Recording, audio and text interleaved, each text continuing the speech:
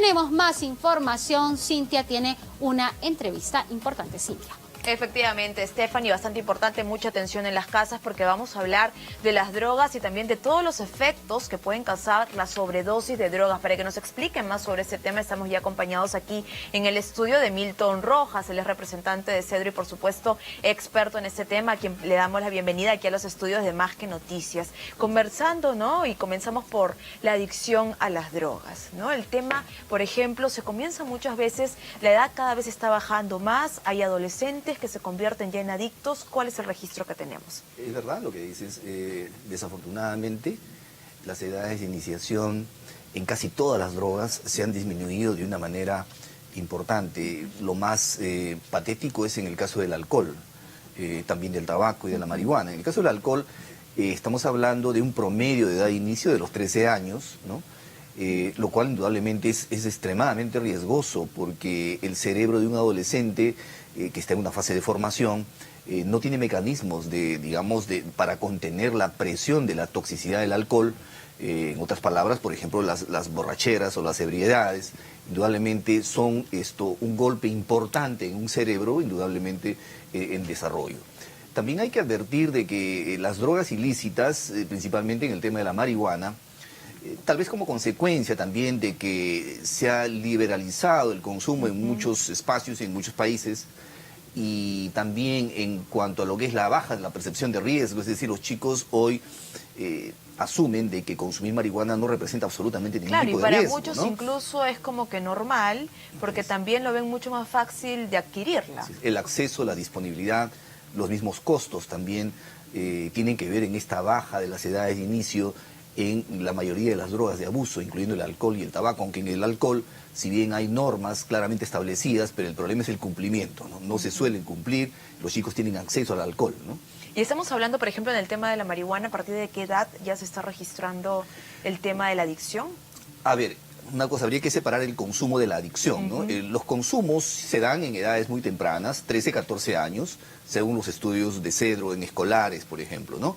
Ahora, en el caso de la dependencia, que ya vista como una enfermedad, con incapacidad para abstenerse, detenerse, con presencia de tolerancia, abstinencia, vale decir dependencia, en el caso de la marihuana estamos hablando generalmente de personas adultas, ¿no? Estamos hablando de gente de 25 a 30 o 35 años con un consumo ya de muchos años, ¿no? El tema de la cocaína también no deja de ser importante. Los precios también es un potente factor. Perú, desgraciadamente, es uno de los países que produce, conjuntamente con Colombia, ocupan desafortunadamente el primer lugar de producción. Ese hecho, entre otros, también da una pauta en cuanto al riesgo. Se incrementa mucho el riesgo, hay mucha oferta, mucha disponibilidad de cocaína, de pasta, y en algunos colectivos de crack, ¿no? Que es otra droga cocaínica, fumada, que es como la pasta básica, tiene un poder adictógeno muy, muy grande, ¿no? Claro, y eso precisamente dentro de las drogas ilegales, ¿cuáles son las que más se están consumiendo aquí en el país? En primer lugar, la marihuana, ¿no? Muy lejos de las drogas cocaínicas. Luego aparecen efectivamente la cocaína, la pasta básica. De ahí estamos mencionando, habría que mencionar a las drogas sintéticas, éxtasis, ketamina, fenciclidina o PCP, estamos hablando de LSD, y de algunas drogas, de unas nuevas drogas sintéticas, ¿no? Por ejemplo, hay dos que la policía ya hace 1 año y medio había detectado acá en Lima. ¿De cuáles estamos hablando? Estamos hablando de drogas que tienen un efecto muy similar al LSD.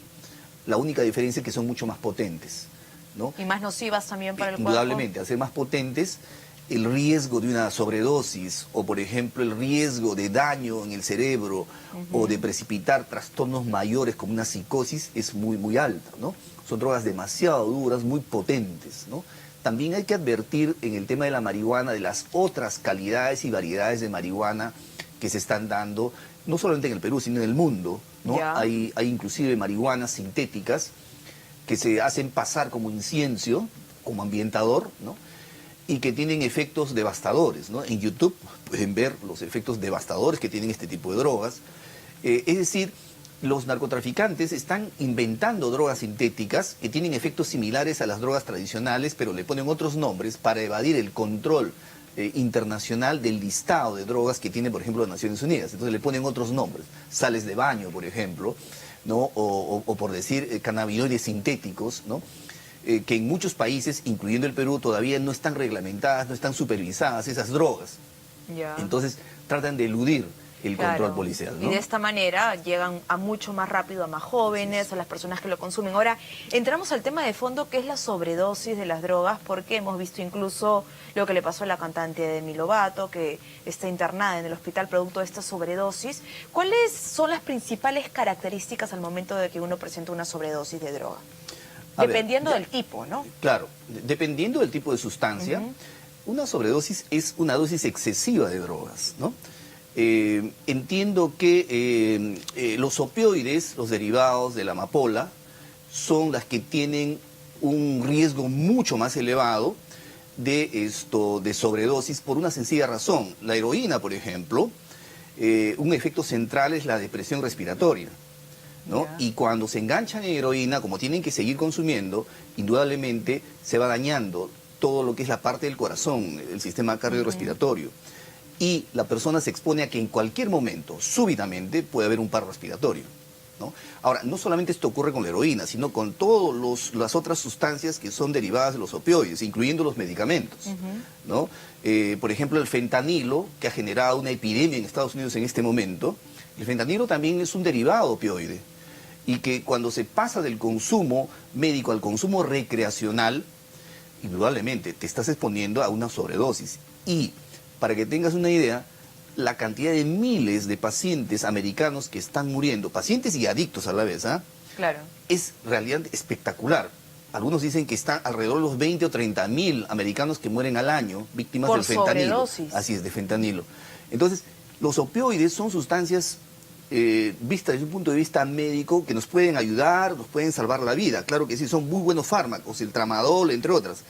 Pero también estos mismos fármacos te pueden matar en la medida en que tú pases a consumirla lúdicamente. En exceso. ¿No? En exceso, sin medicación. Y hablamos de exceso ya al hablar de cuántos fármacos que uno se ingesta. Va a depender mucho, indudablemente, del tipo de consumo, las condiciones, tu perfil físico, etc. Los opioides, por lo general, generan dependencia muy rápida, son muy adictógenas, ¿no? Lo más conocido es la heroína, por ejemplo, pero no es solamente la heroína, una droga opioide, sino hay una gama de sustancias opioides. Todas tienen que ser consumidas con mucho cuidado, hablando en el contexto médico. Claro. Tiene que ser recetado, monitoreado por un médico, porque si la persona pasa a consumir ya de una manera personal como automedicación, se está exponiendo a que en cualquier momento puede haber una reacción adversa, incluyendo una sobredosis. Claro, y en esta reacción adversa nos mencionaba que puede ser un paro cardíaco. Entre otras cosas, puede haber, por ejemplo, un accidente cerebrovascular y esto te lleva inmediatamente a la muerte también. Hay que advertir que no solamente los opioides, y es importante destacar, no solamente los opioides generan sobredosis, la cocaína te genera sobredosis.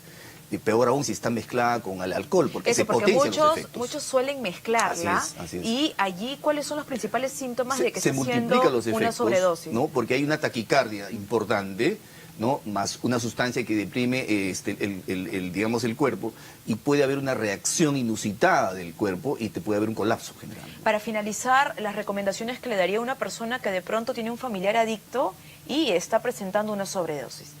Bueno, hay algunos indicadores, por ejemplo, el colapso, la respiración se deprime, ¿no? Los ojos, digamos, hay un nistagmo, ¿no?